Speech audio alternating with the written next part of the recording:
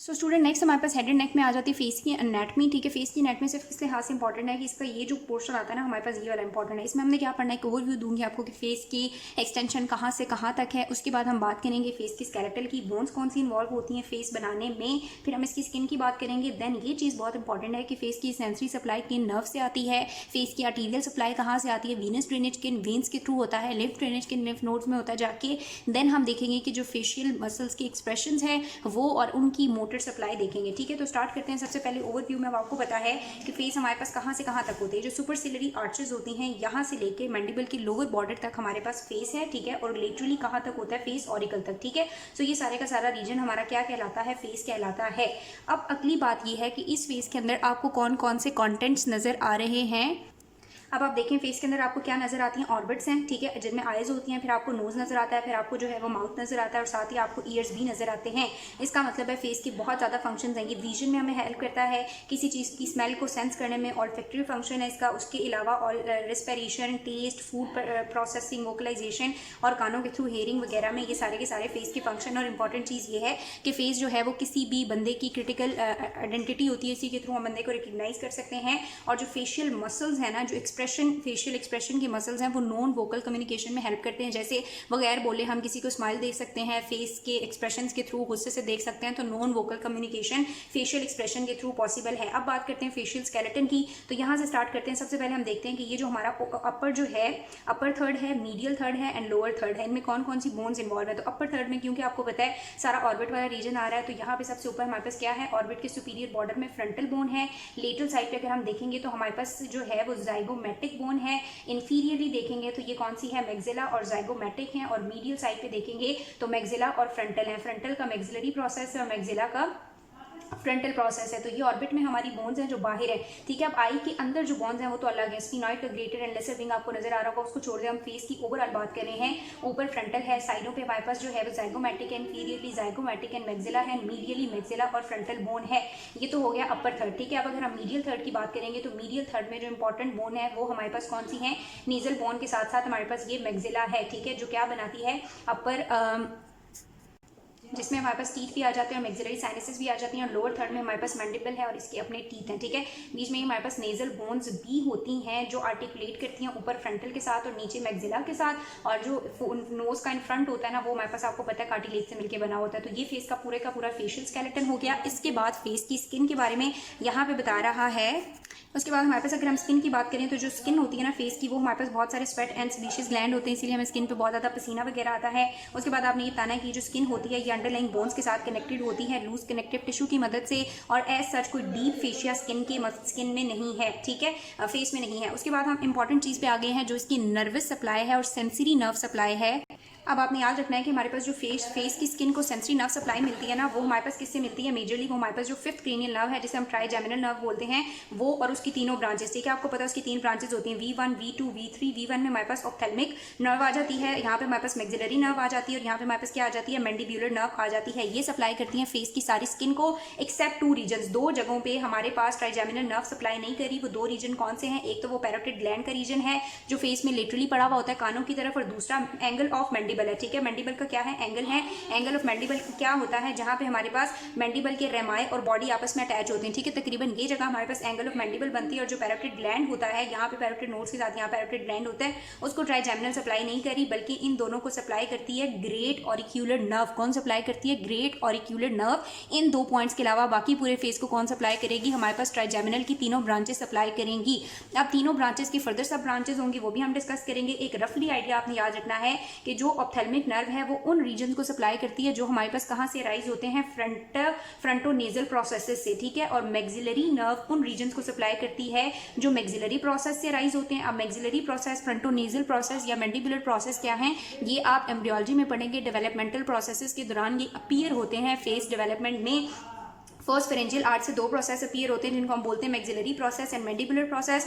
तो maxillary process से जितने भी स्ट्रक्चर्स अराइज होंगे उनको मैक्सिलरी नर्व सप्लाई करेगी, और मैंडिबुलर प्रोसेस से मैंडिबुलर नर्व से, सॉरी मैंडिबुलर प्रोसेस से जितनी भी चीज़ें राइज होंगी उनको कौन सप्लाई करेगी? Mandibular nerve. और मैक्सिलरी प्रोसेस से जितनी चीज़ें बनेंगी उनको मैक्सिलरी नर्व सप्लाई करेगी। अब अलग अलग जाके देखेंगे कि हर नर्व जो है वो किस तरह से उसकी फर्दर सब ब्रांचेज और वो किन किन रीजन को सप्लाई कर रही है। सबसे पहले हम ये जो C5 का ट्राइजेमिनल है इसकी फर्स्ट डिवीजन की बात करते हैं, दैट इज ऑप्थेल्मिक नर्व। ठीक है, ऑप्थेल्मिक नर्व अब आपको रफली बता दूं तो ये किस चीज़ को सप्लाई करती है? ऑप्थेल्मिक नर्व के एरिया की अगर हम बात करें ना तो फॉर एग्जांपल ये हमारे पास क्या है, बस एक रफ सा जो है वो फेस है हमारे पास, अगर इस तरह का, ठीक है, वैसे इस तरह का तो नहीं होता, लेकिन अगर ये रफ सा हमारे पास क्या है, फेस है, और यहाँ पे हमारे पास आईज है, सही है, और ये हमारे पास बीच में क्या है, नोज है। तो आई के ऊपर यहाँ पे हमारे पास क्या है, ये बाकी ऊपर जो है वो फॉरहेड है। ठीक है, अब आपने याद रखना है कि जो ऑप्थेल्मिक नर्व है वो किस रीजन को सप्लाई करेगी? ऑप्थेल्मिक नर्व ऊपर से स्टार्ट हो रही होती है। ठीक है, एक तो ये फोरहेड की स्किन को सप्लाई करती है और फिर ये हमारे पास अपर आईलिड को। अपर आईलिड का मतलब है आंख जब हम बंद करते हैं ना तो ऊपर जो चीज़ आ जाती है, जो आई का ढक्कन है। ठीक है, अपर आईलिड को जहाँ पे लड़कियाँ जो है वो आई शेड लगाती हैं अपर आईलिड को सप्लाई करती है। उसके अलावा ये जो आंख के अंदर सारे का सारा व्हाइटिश एरिया होता है कंजक्टाइवा, इसको भी सप्लाई करती है। मीडियल साइड ऑफ आई को और नोज को as far as the level of tip. तो ये सारे का सारा एरिया कौन सप्लाई करेगा? हमारे पास ऑप्थेल्मिक नर्व करेगी। ऑप्थेल्मिक नर्व की ब्रांचेस करेंगी। ऑप्थेल्मिक नर्व की जो सबसे पहली ब्रांच है जिसको हम बोलेंगे लैक्रिमल नर्व। क्या बोलेंगे? Lacrimal nerve. एल से ही आपने याद रखना है कि ये जो लैक्रिमल नर्व होगी ये लेटरल साइड जो स्किन है और हमारे पास ये जो अपर आईलिड का लेटरल वाला पोर्शन है और स्किन है यहाँ पे सप्लाई करेगी। ठीक है, आई की लेटरल साइड पे स्किन को कौन सप्लाई करेगी और लेटरल साइड पे कंजक्टाइवा वाली स्किन को सारी को कौन सप्लाई करेगी? हमारे पास लैक्रिमल नर्व। कौन सप्लाई करेगी? Lacrimal nerve. सेकंड ब्रांच हमारे पास आ जाती है सुप्रा ऑर्बिटल नर्व। कौन सी ब्रांच आ जाती है? सुप्रा ऑर्बिटल नर्व। ये जो सुप्रा ऑर्बिटल नर्व है ये हमारे पास फॉरहेड की स्किन को, ठीक है, ये माथे की स्किन को, उसके अलावा सुप्रा ऑर्बिटल नर्व हमारे पास फॉरहेड की स्किन को सप्लाई करती है। ठीक है, अपर आईलिड के सेंट्रल पार्ट को सप्लाई करती है और कंजक्टाइवा के भी सेंट्रल पार्ट को सप्लाई करती है। ठीक है, सुप्रा ऑर्बिटल सेंटर में जबकि लैक्रिमल लेटरल साइड पे कर रही थी। देन हमारे पास आ जाती है सुप्रा ट्रॉक्लियर नर्व जो इसकी ब्रांच होती है। ये भी हमारे पास क्या करती है? इन दोनों का मैं आपको बताना भूल गई कि यहाँ पे हमारे पास जो सुपीरियर ऑर्बिटल मार्जिन है, ऑर्बिट का जो सुपीरियर पार्ट होता है इसके अराउंड ये वाइंड होती है। ठीक है, वहाँ पे पड़ी हुई होती हैं सुपीरियर ऑर्बिटल नॉचेस, उनके अराउंड वाइंड होती हैं और फिर ब्रांचेस दे देती हैं। और ब्रांचेस किसको सप्लाई करती हैं? फॉरहेड को भी सप्लाई करती हैं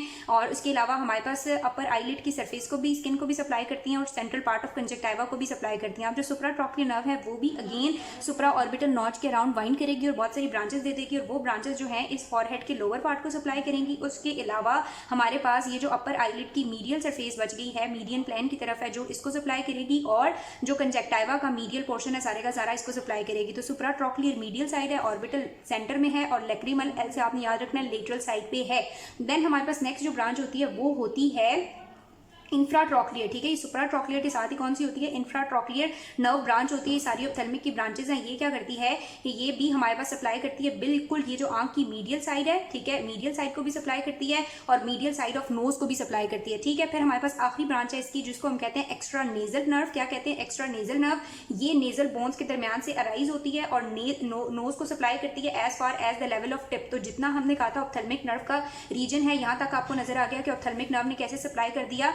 लैक्रिमल नर्व ने किया, सुप्रा ऑर्बिटल ने सेंटर में किया, सुप्रा ट्रॉक्लियर ने जो है वो मीडियल साइड पे किया, इंफ्रा ट्रॉक्लियर ने भी मीडियल मोस्ट साइड पे किया है और नोज के भी कुछ पार्ट को सप्लाई किया है, जबकि एक्स्ट्रा नेजल ने नाक को सप्लाई किया as far as the level of tip. सिर्फ आपको सप्लाई एरियाज और ब्रांचेस के नाम याद रख जाते हैं तो that would be more than enough. अब हम बात करते हैं सेकेंड ब्रांच की जो है हमारे पास नेक्स्ट जो हमारे पास आ जाती है मैक्सिलरी नर्व। ठीक है, उसकी सप्लाई बहुत ज़्यादा आसान है।